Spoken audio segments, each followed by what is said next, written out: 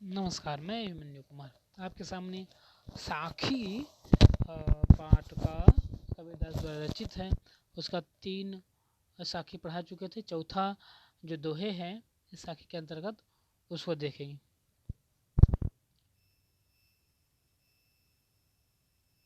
ठीक है, साखी का अर्थ होता है साक्ष। ये पहले वीडियो में देखे हैं। साखी का अर्थ साक्ष होता है, इसे साक्षी कहा जाता है। ये तद्भव शब्द है। तद्भव शब्द का अर्थ हुआ कि ये संस्कृत से हिंदी में परिवर्तित तो होकर बना है।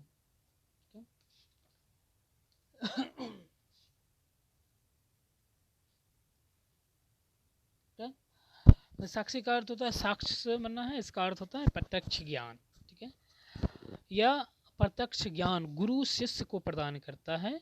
संत संप्रदाय के में अनुभव ज्ञान की ही महत्ता है, जो अनुभव से प्राप्त होता है। कोई ग्रंथ, कोई किताब से नहीं, बल्कि अनुभव से प्राप्त होता है। हम जीवन में बहुत सारे अनुभव करते हैं, उससे जो ज्ञान प्राप्त होता है शास्त्रीय ज्ञान से नहीं, यह अनुभव से प्राप्त हुआ ज्ञान को कहा गया है। कबीरदास का अनुभव क्षेत्र विस्तृत था। कबीर जगह जगह पर भ्रमण करके वो प्रत्यक्ष ज्ञान को अर्जित करते थे। अब जिस जगह पर आप नहीं गए हैं उसे किताब के ज्ञान से ज़्यादा अर्जित नहीं कर सकते। अगर वहाँ पे जाकर अनुभव करेंगे तो एक प्रत्यक्ष ज्ञान, वहाँ के वास्तविक ज्ञान के रूप में आपके जहन में, आपके दिमाग में बैठ जाएगा। तो उन्होंने कबीरदास अतः उनके द्वारा साखियाँ में अवधी, राजस्थानी, भोजपुरी, पंजाबी भाषाओं का प्रभाव देखने को मिलता है। इसी कारण उसकी भाषा को पचमेल और खिचड़ी कहा जाता है। कबीर की भाषा सदुकड़ी भी कहा जाता है। ठीक है, अब देखते हैं चौथा साखी। 3 साखी पिछले वीडियो में बता चुके हैं।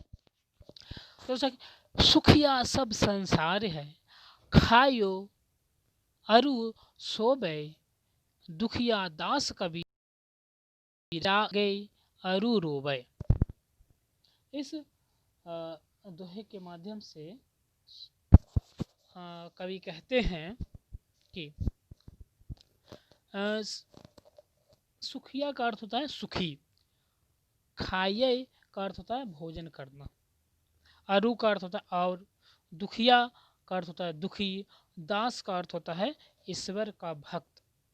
ठीक है, तो इसमें देखते हैं कि इस साखी के माध्यम से कवि सबसे पहले वो क्या संदेश देना चाहते हैं।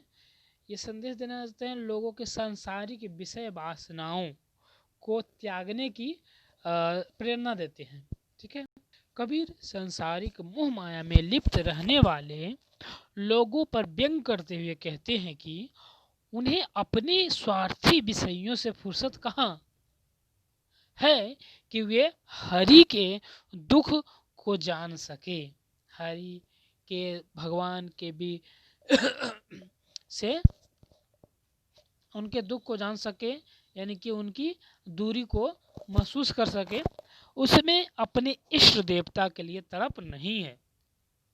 सत्य है कि इष्ट प्राप्ति के लिए मोह माया त्यागनी पड़ती है। यह सत्य है कि अगर ईश्वर की प्राप्ति करना चाहते हैं तो मोह माया को त्यागनी पड़ती है और कष्ट उठाना पड़ता है।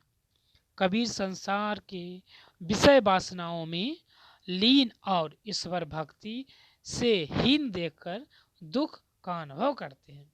इस चौथे संख्या में भी बताया गया है कि दुखिया दास कबीर है, जागे अरु रोवे, यानी ये संसार की, ये जग की स्थिति देखकर उसे दुख अनुभव होता है कि लोग यहाँ के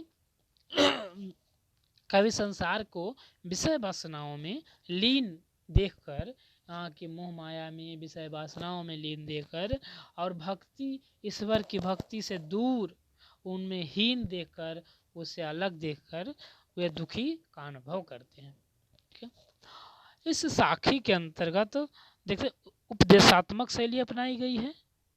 प्रेम, करुणा, क्षमा का स्थान हिंसा, अलगावाद ले रहा है।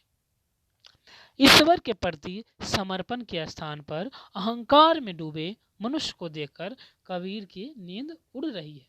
ठीक है, पांचवा साखी देखते हैं। पांचवा साखी के अंतर्गत कहा गया है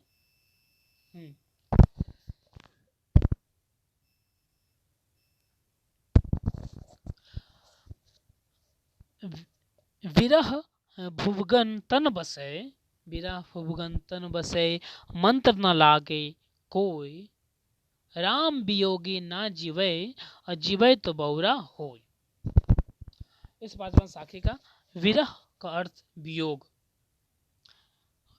भुवगम का अर्थ है सांप, तन शरीर, मंत्र उपाय, वियोगी मतलब विरोगी, वियोगी विरही क्या कहते हैं, विरही विरह, बौरा का अर्थ होता है पागल। तो इस साखी के से कवि प्रेरणा देते हैं, ये संदेश देते हैं कबीर जी कि राम विरह व्यर्थ का मार्मिक चित्रण किया गया है। जो राम विरह है उसका व्यथा के मार्मिक चित्रण किया गया है। उसके बाद कबीर ने बताया है कि विरह व्यथा विष से भी अधिक मारक और दरुण है। विरह का अर्थ किसी से दूर हो जाना, जिससे आप प्रेम करते हैं, जिनके भक्ति में लीन रहते हैं, उससे दूर हो जाना विष से अधिक मारक और दारुण है, बहुत दुख प्रदान करने वाला है। इस व्यथा को का वर्णन शब्दों द्वारा व्यक्त नहीं किया जा सकता है, ये महसूस किया सकता है, यानी कि ये महसूस करके खुद का अनुभव जान सकते हैं, इसे शब्दों में बयान नहीं कर सकते हैं कि विरह में कितना दर्द और कितना दुख पाया जाता है। यह केवल अनुभूति का विषय है। अगर आप किसी से प्रेम करते हैं और उससे विरह, उससे दूर हो जाते हैं, तो क्या दुख बीतता है उस व्यक्ति पे, ये खुद अनुभव करने की चीज़ है। इसे शब्दों द्वारा बयान नहीं किया जा सकता है, ऐसा कबीर का मानना है, कबीर जी का मानना है। यह सर्प और विष का उदाहरण देते हुए राम वियोगी की व्यथा का मार्मिक चित्रण किया गया है। कबीर के अनुसार विरह सर्प की भांति है। इस विरह रूपी सर्प का विष जब तन में व्याप्त हो जाता है, तब कोई भी मंत्र या उपाय उस विष से इंसान को बचा नहीं सकता है। राम का वियोगी विरह व्यथा से जीता नहीं, अगर जीता भी है तो वह बावला हो जाता है, अर्थात वह पागल हो जाता है। अगर जीता भी है राम के वियोग के बिना, उससे अलग होकर, तो ऐसा मानना है।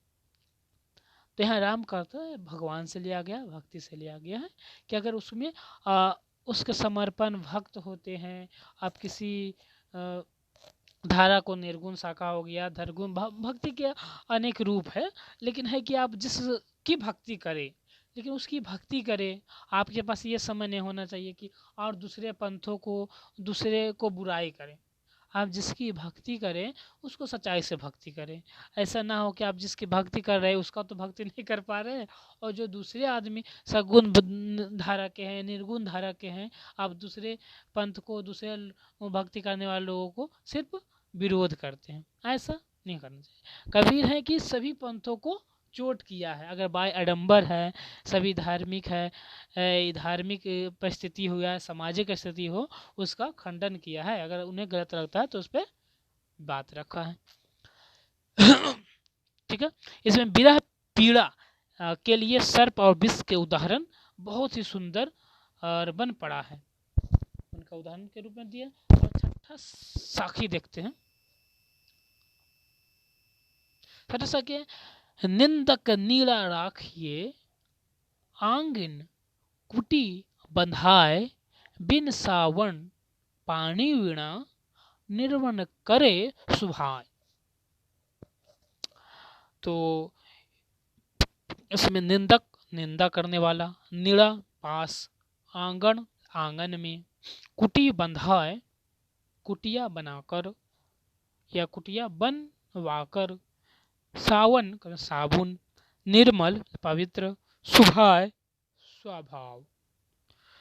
तो छठा साखी के अंतर्गत संदेश देते हैं कि कवि ने कहा कि निंदा करने वाले लोगों को अनादर नहीं करना चाहिए बल्कि सम्मान करने की प्रेरणा देते हैं। अगर कोई हमें निंदा करता है, हमें कोई बात कहता है कि तुम्हारा ये विचार अच्छा ना हो, या तुम्हारा जो स्वभाव है, तुम्हारा जो आदत है वो ठीक नहीं है, तो हमें उसे निंदा नहीं करना चाहिए, उसको सम्मान करना चाहिए कि हमारी गलतियों को हमें बता रहा है।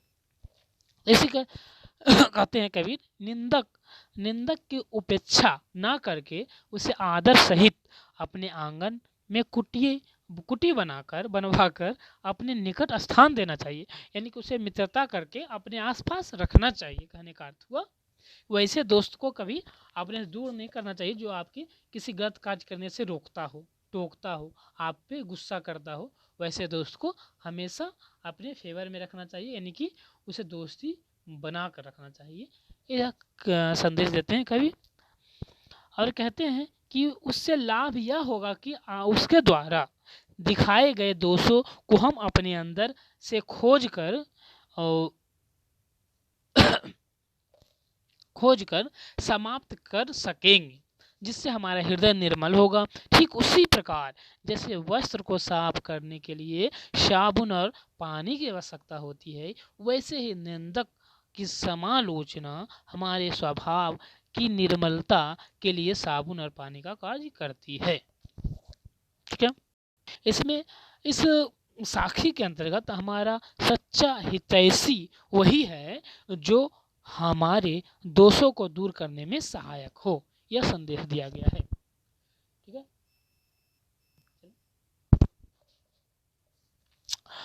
सातवां साखी, पोथी पढ़ी पढ़ी जग मुआ, पोथी पढ़ी पढ़ी जग मुआ, पंडित भया न कोई, एक है आसिर पीब का, पढ़े सुपंडित होय।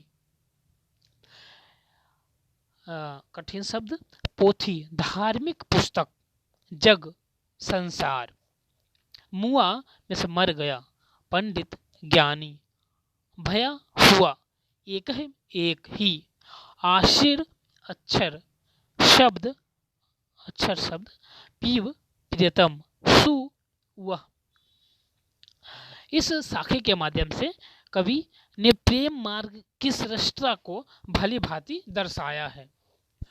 कबीर प्रेम मार्ग की श्रेष्ठता पर बल देते हुए कहते हैं कि शास्त्र में पढ़ाकर सारा संसार नष्ट हो जाता है, नष्ट होता चला जा रहा है, युग बीतते चले जा रहे हैं, लेकिन कौन सच्चे अर्थों में पंडित तथा विद्वान बन पाया है?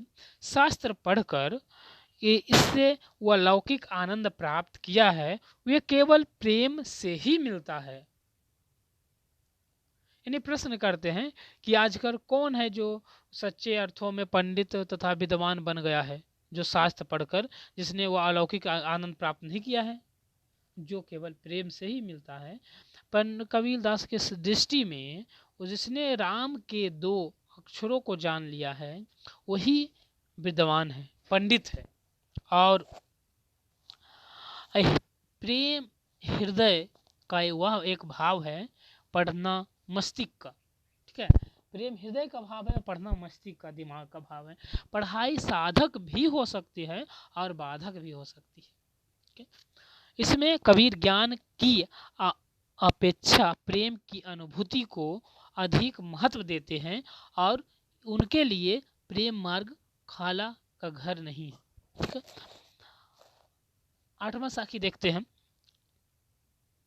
8वां साखी, हम घर जालह आपना, हम घर जालह आप जाले आपना, लिया मुड़ला हाथी, अब घर जालव तास का, जे चले हमरे साथी। जाल्या उन्हें जलाया, मुड़ाया में से जली हुई लकड़ी, मुराड़ा, जल जल जालो जलाओ, तास का मीन्स उसका, जे मीन्स जो, ठीक है, जे का अर्थ है जो। तो इस साखी के अंतर्गत कवि लोगों को मोह माया त्यागने की प्रेरणा दी है। कबीर कहते हैं कि मैंने मोह माया के केंद्र में संसार को जला दिया है। ईश्वर प्राप्ति के मार्ग पर चलने वाले को इस घर संसारिक बंधन मोह माया को भस्म करना पड़ता है। जैसे ही ज्ञान प्राप्त तथा भक्ति मार्ग पर चलने के लिए काम, क्रोध, मोह, माया आदि के विषयों को त्यागना होगा, क्योंकि ये भावनाएं ही ज्ञान प्राप्ति के बाधक तत्व हैं। अतः जो भी ब्रह्म ज्ञान की ओर चलने में मेरा साथी बनेगा, उसे भी ज्ञान रूपी अग्नि से अपना घर जलाना होगा। ठीक है, तो इसमें 8वां साखी के अंतर्गत बाह्य संसार को भस्म करने के लिए भस्म करने के लिए मसाल चाहिए, यानी उसे जलाना चाहिए, जो बाहरी चीज हमारे भीतर है, एक तरह से मोह माया अहंकार ये सभी को, और आंतरिक विकारों को दूर करके ज्ञान रूपी अग्नि चाहिए, ताकि हम अपने मोह माया को त्याग कर उस ओर ज्ञान रूपी संसार की ओर बढ़ सके। ठीक है, हाँ, बहुत बहुत धन्यवाद।